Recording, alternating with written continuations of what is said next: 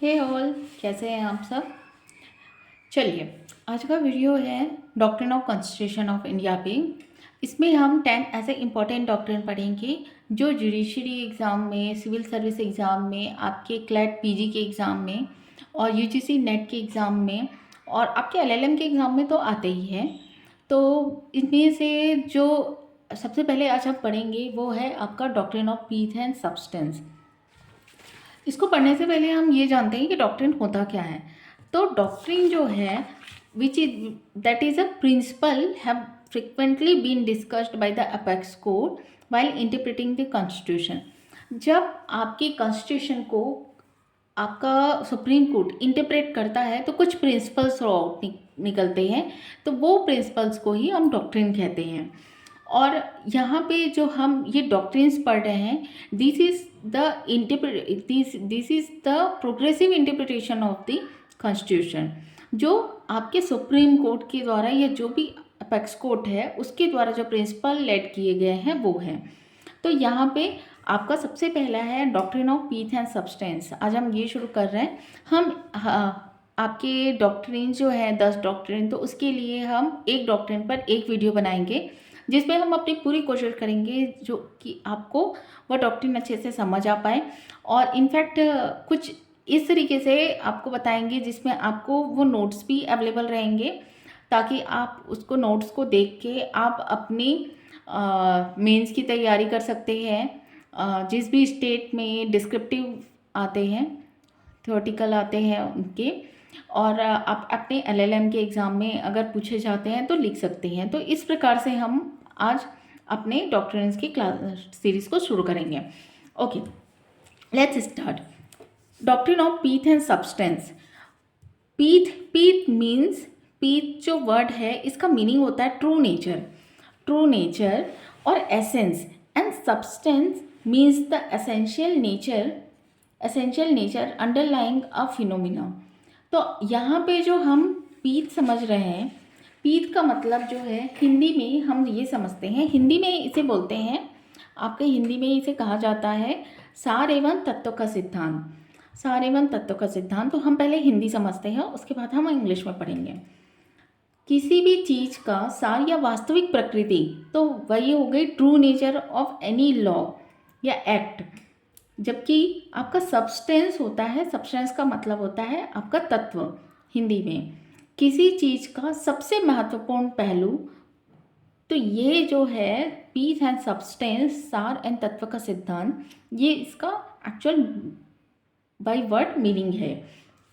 Okay, तो इस सिद्धांत के पीछे उद्देश्य क्या होता है? एक्ट की विषय वस्तु का मूल्यांकन करके विधायी शक्तियों, क्योंकि हमको पता है कि आपके कॉन्स्टिट्यूशन ऑफ इंडिया के पार्ट 11 में आपके relation between the union and the state दिए हुए हैं। तो उसमें से हम आपके यहाँ पे पढ़ते हैं legislative relation between the union and state and administration between the union and state. तो वैसे ही हम जो पढ़ रहे हैं विच is a related with the relation between union and state on legislation. तो यहाँ पे ये है लेजिस्लेटिव का मतलब होता है विधायी शक्ति। लेजिस्लेशन का मतलब होता है विधायी, मतलब कानून का निर्माण। जैसा हम जानते हैं कि लेजिस्लेचर जो है वो कानून का निर्माण करता है। तो कभी कभी ऐसा होता है कि स्टेट की लिस्ट पे आपका यूनियन उस सब्जेक्ट पे एक्ट बना देता है, या आपके स्टेट जो है वो ऐसे सब्जेक्ट पे एक्ट बना देते हैं जो यूनियन के लिस्ट में है। तो ये अब जब ऐसा समय आता है कि इंक्रोचमेंट हो जाता है किसी के सब्जेक्ट मैटर पे, अगर कोई और लेजिस्लेचर जब है एक्ट बना देता है, तब हम कोर्ट के पास जाते हैं और कोर्ट जो है ये पीस एंड सब्सटेंस का डॉक्ट्रिन अप्लाई करके ये बताता है कि वो एक्ट जो है वो वैलिड है या इनवैलिड है। ओके, तो ये बेसिकली इसका यूज़ है कि पीस एंड सब्सटेंस कब यूज़ होता है, ये देखने के लिए कि वो एक्ट जो है वो वैलिड रहेगा या इनवैलिड रहेगा, या इंक्रोचमेंट कर रहा है या नहीं किसी और के पावर पे। ओके, जैसा कि हम जानते हैं आपका कॉन्स्टिट्यूशन का जो 7 शेड्यूल है, इसमें आपको लिस्ट प्रोवाइड किया गया है जो 3 प्रकार से हैं। आपकी union list, state list and concurrent list. Union list में ऐसे सब्जेक्ट हैं जिस पे यूनियन आपका लॉ बना सकती है, और स्टेट लिस्ट पे ऐसे सब्जेक्ट हैं जिस पे आपके स्टेट लेजिस्लेचर जो है वो लॉ बना सकते हैं, और कंकरेंट लिस्ट पे ऐसे सब्जेक्ट हैं जिस पे यूनियन और स्टेट दोनों लॉ बना सकते हैं। तो एक नॉर्मल सा हम नज़र डाल लेते हैं कि कितने हैं। यूनियन लिस्ट पे एट प्रेजेंट जो है वो आपका 97 सब्जेक्ट हैं जिस पे यूनियन सब्जेक्ट मैटर पे आपके एक्ट बना सकते हैं, और स्टेट लिस्ट पे 66 सब्जेक्ट मैटर हैं। कंकरेंट लिस्ट पे अभी 47 हैं। ओके, तो जब कभी भी ऐसा समय होता है तो कोर्ट डिसाइड करता है with applying the doctrine of pith and substance. Okay, now come to the pith means the true nature or essence, and substance means the essential nature underlying a phenomena. Okay, thus the doctrine of pith and substance related to finding out the true nature of statute. Statute का मतलब होता है कानून, statute का मतलब होता है कानून या फिर आपका विधायी।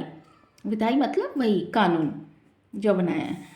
तो यह सिद्धांत क्या कहता है कि अपने अपने क्षेत्रों में राज्य और संघ विधायिकाओं को सर्वोच्च बनाया जाता है और दूसरे के लिए निर्धारित क्षेत्र का अतिक्रमण नहीं करना चाहिए। ये एक जनरल रूल है जो आपका 245 जो है आर्टिकल, वो कहता है कि आपका law making power union of and state वो वहाँ पे दिया हुआ है। तो यहाँ पे ये आपका जनरल रूल बोलता है कि अपने अपने क्षेत्र पे जो है वो संघ लॉ बना सकता है और आपके स्टेट अपने सब्जेक्ट मैटर पे लॉ बना सकते हैं। लेकिन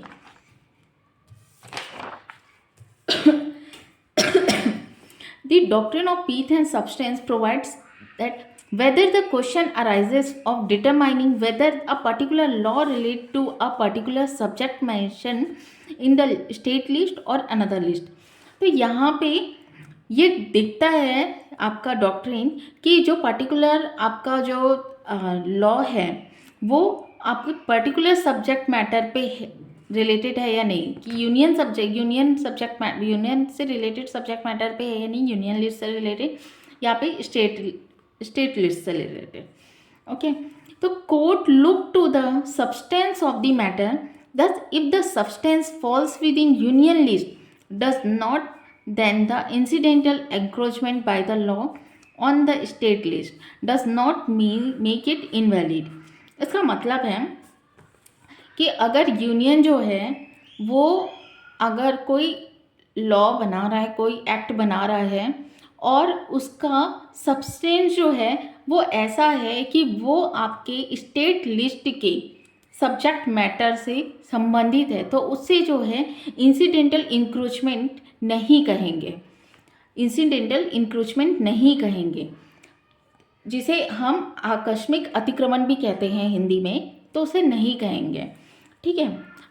एक और बात कि ये जो है ना doctrine of pith and substance, इसे आपका doctrine of, sometimes it is called doctrine of incidental encroachment भी कहा जाता है, कि ये आकस्मिक आपका अतिक्रमण का सिद्धांत भी कहा जाता है। ओके, तो इससे बहुत इम्पोर्टेंट आपका जजमेंट है प्रफुल्ल कुमार मुखर्जी, और आपका दूसरा है state of Bombay versus FN Balsara का केस। तो इसमें ये कहा गया था, प्रफुल्ल कुमार बनर्जी के केस में कहा गया था, it is related with the question जो था रिलेटेड था आपका validity of Bengal money lenders act 1946 से रिलेटेड। ये प्रिवी काउंसिल का केस था। Privy council held that Bengal money lenders ये जो है ये आपका स्टेट लिस्ट है एंड वॉज वैलिड, वो वैलिड था even though it trench incidentally on promising note. Promissory note जो कि सेंट्रल का सब्जेक्ट मैटर है, अगर उस पर बात आ रही है, लॉ बन रहा है, तो उसको इंसिडेंटल इंक्रोचमेंट के नाम पे उसको वैलिड कर दिया जाएगा। ऐसा नहीं है कि उसको ये कह दिया जाएगा कि आपने सेंट्रल के सब्जेक्ट मैटर पे लॉ बनाया है। ओके, तो इसमें जो पहला इम्पोर्टेंट केस है जो आपके एग्जाम से पूछा जाता है वो है Prafulla Kumar Mukherjee versus bank of Khulna, जो आपके 1947 का है। इसमें था question regarding the validity of Bengal money lenders act 1946। तो ये केस हेल्ड किया गया था प्रिवी काउंसिल के द्वारा। तो privy council held that the Bengal money lender is a subject matter of state and was valid, और यह वैलिड है even though it trenches incidentally on promissory note. अगर ये आपका अतिक्रमण कर रहा है, ठीक है, सेंट्रल के सब्जेक्ट में which is related with the promissory note, ठीक है, तो भी आपका बंगाल मनी लैंडर्स एक्ट 1946 जो है वो वैलिड है। कोर्ट ने Prafulla Kumar Mukherjee versus bank of Khulna के केस में ये कहा था। ओके, वैसे ही बिल्कुल सेकंड इंपॉर्टेंट केस है which is also one example of the doctrine of pith and substance, state of Bombay versus FN Balsara. ये आपका 1951 का केस है। इसमें भी कोर्ट में क्वेश्चन अराइज हुआ था validity of the Bombay prohibition act 1949, ठीक है।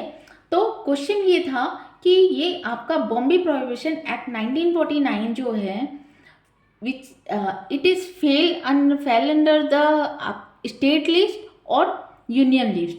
ओके, तो यहाँ पे ये था कि intoxicating liquor that is to say the production of manufacture possession transport purchase and sale of intoxicating liquor, और ये जो है ये आपका entry number 19 of union list ये है which is a import and export of liquor across custom frontier, ठीक है। तो ये जो है import and export of liquor across custom frontier which is a subject matter of central.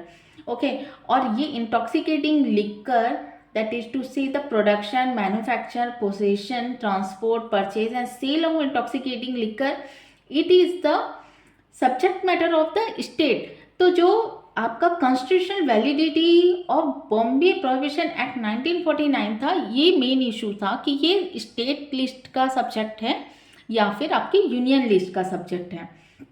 Okay, तो इसमें ये कहा गया कि the prohibition on purchase use transport and sale of liquor would affect the import को वो अफेक्ट करेगा। तो कोर्ट ने जो है वो इस आर्ग्यूमेंट को रिजेक्ट कर दिया और ये कहा गया act valid because the pith and substance of the act fail under the entry number 31 of list 2 of government of India act 1935, okay, and not under the entry 19 of list 1 even though the act incidentally encroaches upon the central power of legislation।